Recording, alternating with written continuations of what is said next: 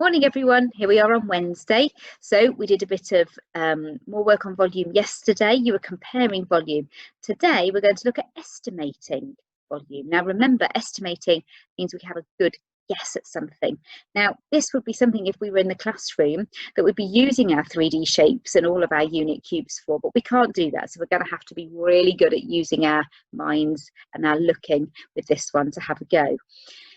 Now Miss Hall in the Discover is teaching Jamila, and she has said estimate the volume of each shape with cubes. Now Jamila has built, using the unit cubes, one of the shapes, and she has said this is the estimate for the volume of one of the shapes. Now which one does this look like? It's not the pyramid, is it? The cuboid, the sphere, or the cylinder. It looks most like this triangular prism. So now it says we've figured out which 3D shape she's estimated is the prism. What is the estimate of it? Now, in order to work this out, what we're going to do, the cubes that she's built, we're going to separate them. So we would work out, first of all, the bottom layer of the yellow, then the layer of the red, then the layer of the blue, and then we're going to add them together. And that's going to give us a rough estimate of the volume of this prism.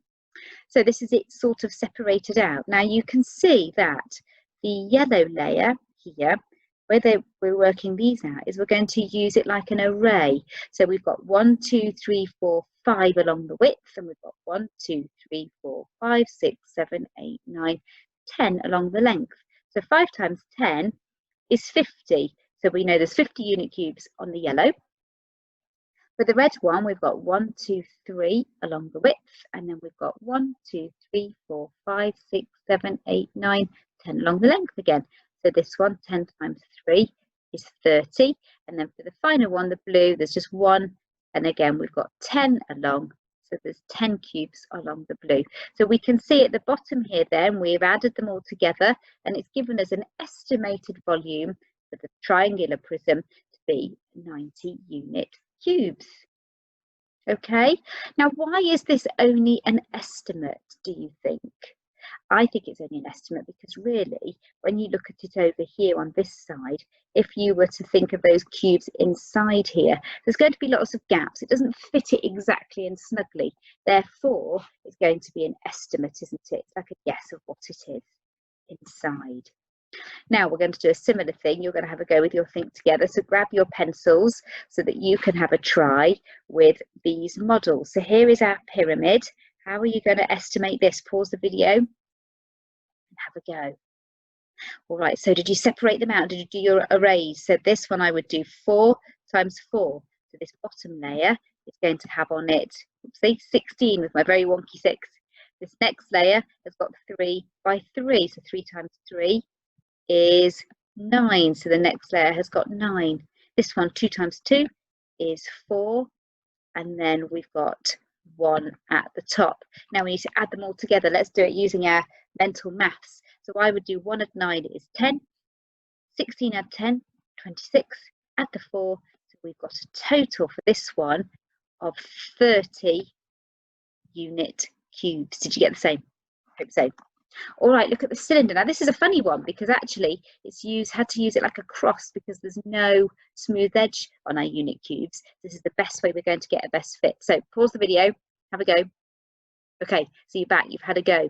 Now with this one, I would work this out using, I can see here that there's 1, 2, 3 going down, 1, 2, 3, 4, 5, 6 going across. So 6 times 3, well, 6 times 3 we know is 18. And then we've got 1, 2, 3, 4, 5, 6 going across. Oh, it keeps doing that, doesn't it?